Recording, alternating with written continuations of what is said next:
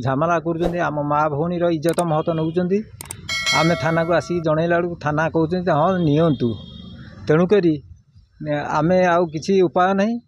जिलापाल ऑफिस घेराव कर जिलापाल ऑफिस आम शताधिक संख्यार आदिवासी माने विभिन्न समताकामी गण संगठन माने समस्ते यार प्रतिवाद करूँ और ढेंकानाल कलेक्टर ऑफिस जिलापाल कार्यालय आम पदयात्रा आरंभ करूँ मुख्यमंत्री बासभवन पर्यंत।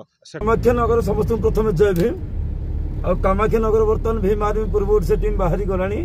आपड़ जानी कामाख्यानगर अंचल किसी आदिवासी भाई भौणी मानक सेठिकार जो लोक अच्छा सवर्ण अच्छा जिते धान चाष अमल करुँच विरोध कर अमल को काटि नेते होते धान अमल हो बारंबार चाष जमी जो हईराण कर भीम आर्मी पूर्व ओडिशा पाखे खबर पहुंची गलानी। भीम आर्मी जाऊँगी निहाती भाव में विरोध कर आगामी दिन में ये सरकार ये जो भारतीय जनता पार्टी सरकार अच्छी ये सरकार आपड़ जानी महिला असुरक्षित ये दलित आदिवासी असुरक्षित ये भारतर जो ओडिशार भारतर गणतंत्र ओडिशार गणतंत्र शासन बर्तमान असुरक्षित ये जो कहवा गले जो भाव में आईन श्रृंखला बर्तमान असुरक्षित ओडिशार आपण मैंने जानी भीम आर्मी विरोध करुच्ची तमाम घटना को केंद्र करी खूब शीघ्र भीम आर्मी पूर्व ओडिशा मुख्यमंत्री मोहन माझी आपण द्वार को आपण बासभवन घेराव हम ओडिशा पुलिस प्रस्तुत थांतु एवं मोहन माझी सरकार आपण प्रस्तुत रहतु। क्रांतिकारी जय भीम। कटक जिलार जड़े सांबादिक एवं जड़े समाजसेवी बड़ भाई प्रसन्न भाई अच्छा जाऊँ खूब शीघ्र यह निश्चय आंदोलन हो पारे। मु बर्तमान प्रसन्न भाई को अनुरोध करी से किसी कहे प्रसन्न बाबू। क्रांतिकारी जय भीम समस्त को नमो बुद्ध। ये घटना आज नुहे विगत वर्ष वर्ष आसूची जो समय धान अमल हुए चाषीटे बिलू को जाए लुहा लंगल धरी सेते बेले से अंचल किछि व्यक्ति से माने आदिवासी मानकर जंगल जमी उपरे अधिकार साब्यस्त करती एवं जदि आदिवासी लोकटे चाष करि थाए से चाषर धान अमल होला बेले मध्य से ताको काटिके नहीं जानती। तेणु ये तमाम प्रसंग को नहीं आम सरकार को घेरू एवं जिलापाल पाखरे ये दाबी को उपस्थापित करूँ। आदिवासी सेठिकार आदिवासी परिवार माने किभली श्रृंखलित भावे शांति रे से प्रति मते ध्यान देबू। जय भीम।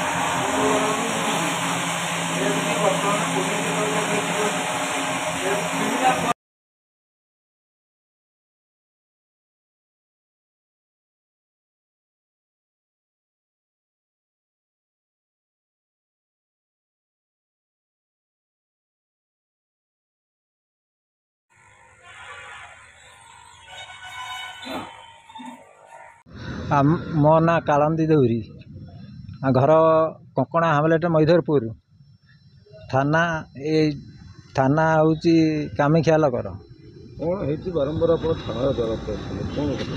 ଆଜ୍ଞା ଆମେ ଧାନ ଚାଷ କରିବା ଯେଉଁ ଜାଗାରେ ଆମ ଗଭର୍ଣ୍ଣମେଣ୍ଟ ଦେଇଛନ୍ତି ସେଇ ଜାଗାଟାକୁ ପଟା, ତେଣୁକରି ଆମର ମାପଚୁପ କରି ପ୍ରଶାସନ ତହସିଲ ଯାଇକିନି ଚିହ୍ନଟ ଦେଇଛନ୍ତି।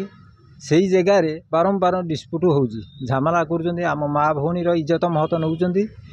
ଆମେ ଥାନାକୁ ଆସିକି ଜଣାଇଲା ବେଳକୁ ଥାନା କହୁଛନ୍ତି ହଁ ନିଅନ୍ତୁ, ତେଣୁକରି ଆମେ ଆଉ କିଛି ଉପାୟ ନାହିଁ। ସାର୍ ଆଜି କାମାକ୍ଷାନଗର ଥାନାରେ ଭୀମ ଆର୍ମି ଭାରତ ଏକତା ମିଶନ ପହଞ୍ଚିଛି, କ'ଣ ଅଭିଯୋଗ ଅଛି, କେଉଁ ଅଭିଯୋଗକୁ ଆଧାର କରି ଆଜି କାମାକ୍ଷାନଗର ଥାନାକୁ ଆପଣ ଆସିଛନ୍ତି?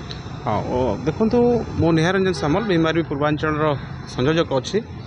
ଆପଣଙ୍କୁ ଏତିକି ସୂଚାଇ ଦେବା ପାଇଁ ଚାହୁଁଛୁ ଗଣମାଧ୍ୟମ ଜରିଆରେ ଯେ ଢେଙ୍କାନାଳ ଜିଲ୍ଲା କଙ୍କଡ଼ାହାଡ଼ ବ୍ଲକ ଅନ୍ତର୍ଗତ ମହିଧରପୁର ଗ୍ରାମରେ ତ 27 ଆଦିବାସୀ ଭୂମିଜ ପରିବାର ବସବାସ କରୁଛନ୍ତି।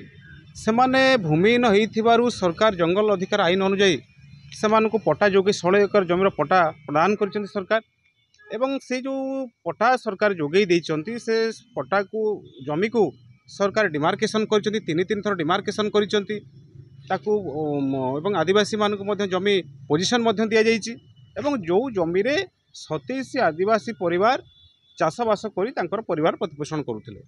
କିନ୍ତୁ ଘଟଣା ହେଉଛି ଗଲା 5 ବର୍ଷ ହେଲା ଆମେ ଦେଖି ଆସୁଛୁ ଯେ ଆଦିବାସୀମାନେ ଯେଉଁ ଜମିରେ ଚାଷ କରୁଛନ୍ତି, ଯେଉଁ ଜମିକୁ ସରକାର ତାଙ୍କୁ ଦେଇଥିଲେ, ତ ସେ ଜମିରେ ଯେତେବେଳେ ଆଦିବାସୀମାନେ ଚାଷ କାମ ଆରମ୍ଭ କରୁଛନ୍ତି, ସ୍ଥାନୀୟ ଅଞ୍ଚଳର କିଛି ଖଳ ପ୍ରକୃତିର ଉଚ୍ଚ ବର୍ଗର ଲୋକମାନେ ସେ ଜମିରେ ଜବରଦସ୍ତ ଆସି ଏମାନଙ୍କୁ ଧମକ ଚମକ ଦେଉଛନ୍ତି, ମରଣାନ୍ତକ ଆକ୍ରମଣ କରିବା ପାଇଁ ମଧ୍ୟ ଉଦ୍ୟମ କରୁଛନ୍ତି ଏବଂ ସେ ଜମିରେ ଚାଷ କରେଇ ଦେଉନାହାନ୍ତି ଏବଂ ଜବରଦସ୍ତ ଯେ ଏ ଜମି ଆମର, ଏଠି ତୁମମାନଙ୍କୁ ଆମେ ଚାଷ କରେଇଦେବୁ ନାହୁଁ। ପୁଣି ଆଦିବାସୀମାନେ ଥାନାରେ ଏଫଆଇଆର୍ କରୁଛନ୍ତି, ଏତଲା ଦେଉଛନ୍ତି। ଥାନା ପକ୍ଷରୁ ଯେତେବେଳେ ତାଗିଦ କରାଯାଉଛି ତ ସେତେବେଳେ ସେମାନେ ଫେରାର ହେଇଯାଉଛନ୍ତି। ଯେତେବେଳେ ପୁଣି ପୁନର୍ବାର ଧାନ ରୋପଣ କରିକି ଯେତେବେଳେ ଧାନ କାଟିବା ସମୟ ହେଉଛି, ଅମଳ ସମୟ ହେଉଛି, ସେତେବେଳେ ସଂଘବଦ୍ଧ ଭାବରେ ସ୍ଥାନୀୟ ଉଚ୍ଚବର୍ଗର ଲୋକମାନେ ଆସୁଛନ୍ତି, କିଛି ଖଳ ମନ୍ଦ ଉଦ୍ଦେଶ୍ୟରେ ଆସୁଛନ୍ତି। ଏମାନେ ଚାଷ କରିଥିବା ଧାନକୁ ସମ୍ପୂର୍ଣ୍ଣ ଭାବରେ ସେମାନେ କାଟି ନେଇଯାଉଛନ୍ତି ଏବଂ ଏମାନେ ପ୍ରତିବାଦ କଲେ ତାଙ୍କୁ ମରଣାନ୍ତକ ଆକ୍ରମଣ ମଧ୍ୟ କରୁଛନ୍ତି। ଏହି କଥାକୁ ନେଇ ବାରମ୍ବାର ସେମାନେ ଥାନାର ଦ୍ୱାରସ୍ଥ ହୋଇଛନ୍ତି, ଏସ୍ପିଙ୍କର ଦ୍ୱାରସ୍ଥ ହୋଇଛନ୍ତି, ଜିଲ୍ଲାପାଳଙ୍କର ମଧ୍ୟ ଦ୍ୱାରସ୍ଥ ହୋଇଛନ୍ତି, ସମ୍ପୂର୍ଣ୍ଣ ଭାବରେ ଫଳଶୂନ୍ୟ। ତେଣୁ ପ୍ରତିବର୍ଷ ପରି ଏ ବର୍ଷ ମଧ୍ୟ ଯେତେବେଳେ ଚାଷ କାର୍ଯ୍ୟ ବର୍ତ୍ତମାନ ସବୁଆଡ଼େ ଆରମ୍ଭ ହୋଇଛି, ଏମାନେ ଯେତେବେଳେ ତାଙ୍କର ସରକାର ଯେଉଁ ଜମି ଦେଇଛନ୍ତି ସେଠି ଯେତେବେଳେ ଚାଷ ଆରମ୍ଭ କରିଛନ୍ତି, ଆଙ୍କର ଯେଉଁ 2ରୁ 3 ଏକର ଜମିରେ ସେମାନେ ତଳି ରୋପଣ କରିବା ପାଇଁ ଯେଉଁ ବ୍ୟବସ୍ଥା କରିଥିଲେ, 3ଟି ଟ୍ରାକ୍ଟର ସେମାନେ ଆଣି ଉଚ୍ଚ ବର୍ଗର ଲୋକମାନେ ସମ୍ପୂର୍ଣ୍ଣ ତାକୁ ନଷ୍ଟ କରିଦେଇଛନ୍ତି ସେ ବୁଣା ହେଇଥିବା ଧାନ ତଳିଗୁଡ଼ିକୁ। ତ ଏ ନେଇ ଆଜି ଆମେ କାମାକ୍ଷାନଗର ଆଇଆଇସିଙ୍କୁ ଭେଟିଥିଲୁ ଏବଂ ଏସ୍ଡିପିଓ ସାର୍ ଯେହେତୁ ଅନ୍ୟତ୍ର କୌଣସି ଡ୍ୟୁଟିରେ ଯାଇଛନ୍ତି, ସାକ୍ଷାତ ଆଜି ହୋଇପାରିଲା ନାହିଁ। ତେଣୁ ଆଜି ଗଣମାଧ୍ୟମ ଜରିଆରେ ଆମେ ଜିଲ୍ଲା ପ୍ରଶାସନ ଏବଂ ରାଜ୍ୟ ପ୍ରଶାସନ ଏବଂ ରାଜ୍ୟ ସରକାରଙ୍କୁ ମଧ୍ୟ ଚେତାଇ ଦେବା ପାଇଁ ଚାହୁଁଛୁ ଯେ ଯେଉଁ ଅଭିଯୁକ୍ତମାନେ ନିରନ୍ତର ଭାବରେ ଆଦିବାସୀ ନିରୀହ ସରଳ ଆଦିବାସୀମାନଙ୍କ ଉପରେ ନିର୍ଯାତନା ଦେଉଛନ୍ତି, ତାଙ୍କୁ ଅକଥନୀୟ କଷଣ ଦେଉଛନ୍ତି, ତାଙ୍କ ଜମି ଉପରେ ଜବରଦସ୍ତ ଧାନକୁ କାଟି ନେଇଯାଉଛନ୍ତି, ତାଙ୍କ ଜମିରେ ରୋପଣ ହୋଇଥିବା ତଳିକୁ ମଧ୍ୟ ସେମାନେ ଟ୍ରାକ୍ଟର ପୁରେଇକି ନଷ୍ଟ କରିଦେଉଛନ୍ତି। ଯେଉଁମାନେ ଆଦିବାସୀମାନେ ଏମାନଙ୍କ ବିରୁଦ୍ଧରେ ମଧ୍ୟ ଏତଲା ଦେଇଛନ୍ତି ଏବଂ ଏତଲାରେ ଯେଉଁ ଅଭିଯୁକ୍ତକାରୀମାନେ ଅଛନ୍ତି, ଯଦି ପୋଲିସ ସେହି ଅଭିଯୁକ୍ତକାରୀମାନଙ୍କୁ ଗିରଫ ନ କରନ୍ତି ତାହେଲେ ଆଗାମୀ ଦିନରେ ବହୁତ ବଡ଼ ଆନ୍ଦୋଳନ କରାଯିବ। ଜିଲ୍ଲାପାଳ ଅଫିସ ମଧ୍ୟ ଘେରାଉ କରାଯିବ ଏବଂ ଜିଲ୍ଲାପାଳ ଅଫିସରୁ ଆମେ ଶତାଧିକ ସଂଖ୍ୟାରେ ଆଦିବାସୀମାନେ ଏବଂ ବିଭିନ୍ନ ସମତାକାମୀ ଗଣ ସଂଗଠନମାନେ ସମସ୍ତେ ଏହାର ପ୍ରତିବାଦ କରିବୁ ଏବଂ ଢେଙ୍କାନାଳ କଲେକ୍ଟର ଅଫିସରୁ ଜିଲ୍ଲାପାଳଙ୍କ କାର୍ଯ୍ୟାଳୟଠୁ ଆମେ ପଦଯାତ୍ରା ଆରମ୍ଭ କରିବୁ ମୁଖ୍ୟମନ୍ତ୍ରୀ ବାସଭବନ ପର୍ଯ୍ୟନ୍ତ। ସେଠାରେ ଅହରାତ୍ର ମଧ୍ୟ ଆମେ ଧାରଣା ଦେବୁ ଯେପର୍ଯ୍ୟନ୍ତ ଆମକୁ ଆଦିବାସୀ ଭାଇମାନଙ୍କୁ ନ୍ୟାୟ ନ ମିଳୁଛି।